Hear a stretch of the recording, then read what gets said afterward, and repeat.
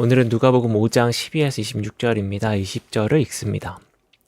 예수께서 그들의 믿음을 보시고 이르시되 이 사람아 내 죄사함을 받았느니라 하시니. 구약에는 유대인이 지켜야 할 다양한 율법들이 등장합니다. 대표적으로 레위기와 민수기에 등장하는 정결법이 있습니다.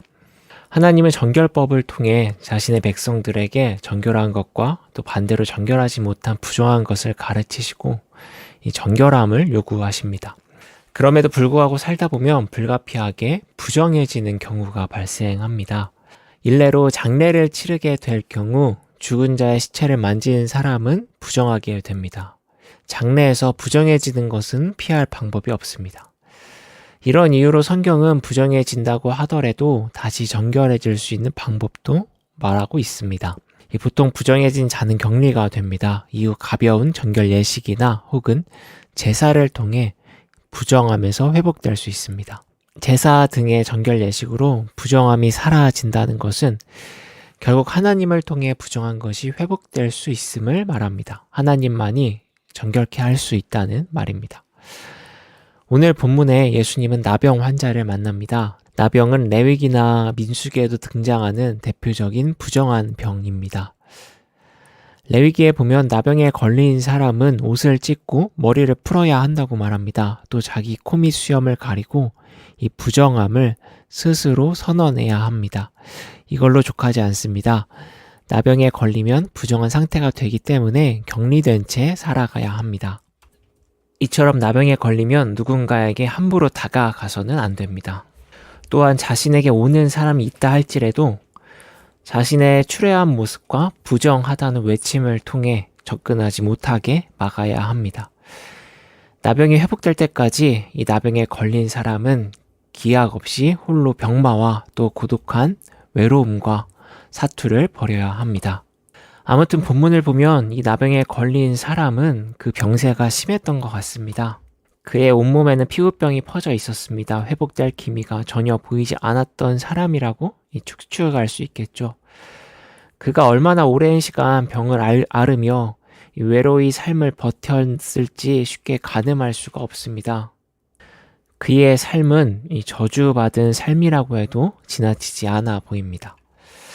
이런 그가 예수님에게 다가갑니다. 함부로 사람에게 다가서면 안 되는 부정한 자가 자신에게 오는 사람조차 부정함을 알리며 멀리해야 하는 그가 정결법을 무시하고 예수님께 다가갑니다. 그는 예수님의 소문을 익히 들었을 것입니다. 예수라면 자신의 나병을 고칠 수 있다고 판단했겠죠. 낫기를 간절히 원하는 나병 걸린 자는 이 부정한 자로서 격리되어야 하는 그의 운명을 무시한 채 예수님께 엎드리고 간청합니다. 예수님은 이 나병 환자를 고쳐줍니다. 누가복음은 예수님이 나병 환자를 고치는 장면에서 유독 깨끗하게 되다라는 표현을 자주 사용합니다. 이를 통해 누가는 지금 예수님이 부정한 자를 깨끗하게 하실 능력이 있는 자임을 밝히는 것입니다. 하나님이 가진 인간을 깨끗게 하는 능력이 예수님에게도 동일하게 있음을 증명하는 것이죠. 두 번째 이야기는 중풍병에 걸린 사람을 예수님이 고쳐준 사건입니다. 중풍병에 걸린 사람을 그의 지인들이 예수님께 치료받게 하기 위해 지붕을 뚫어내렸다는 이야기입니다. 많은 인파가 예수님 주변에 모여 예수님에게 갈 수 없는 현실보다 중풍병자를 치료하고 싶은 그의 지인들이 보인 간절함을 엿볼 수 있습니다. 예수님은 그에게 죄를 용서받았다고 말하며 중풍병자를 고쳐줍니다. 예수님을 향해 바리새인과 서기관은 비난합니다. 죄는 오로지 하나님만 사할 수 있는 능력이라고 말이죠. 그러나 예수님은 개의치 않습니다. 자신에게 하늘의 능력이 있음을 보일 뿐입니다. 나병 환자를 치유했던 것처럼 예수님은 죄를 깨끗게 하는 존재라는 사실, 하나님의 아들임을 또 밝힙니다. 이처럼 예수님이 나병 환자를 깨끗하게 한 것, 그리고 중풍병자에게 제사함을 받았다고 선언한 것은 예수를 그리스도로 믿는 우리에게는 문제될 것이 전혀 없습니다.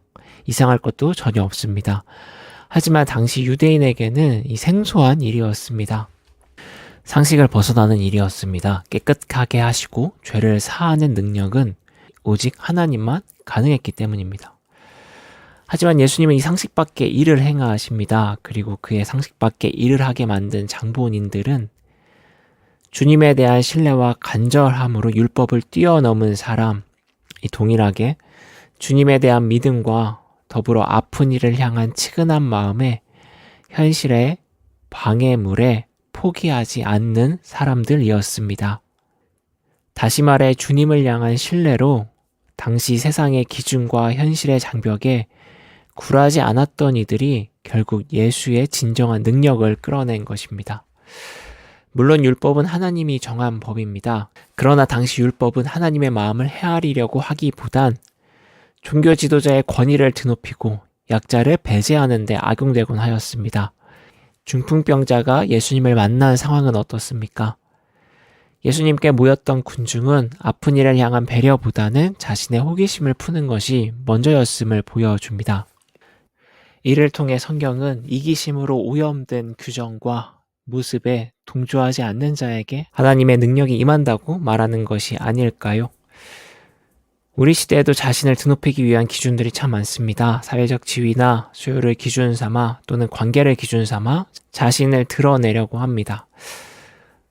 그러다 보니 세상에 자랑할 만한 기준에 맞추기 위해 부단히 노력합니다. 그 기준에 뒤처진 누군가에게는 공감이나 존중보다는 섣부른 판단이 가해집니다. 하지만 주님의 능력은 이에 연연하지 않는 자에게, 긍휼함으로 안타까운 삶을 이해하려는 자에게 임합니다. 예수를 참으로 믿고 세상의 가치에 끌려다니지 않는 자에게 예측할 수 없는 주님의 능력은 펼쳐질 것입니다.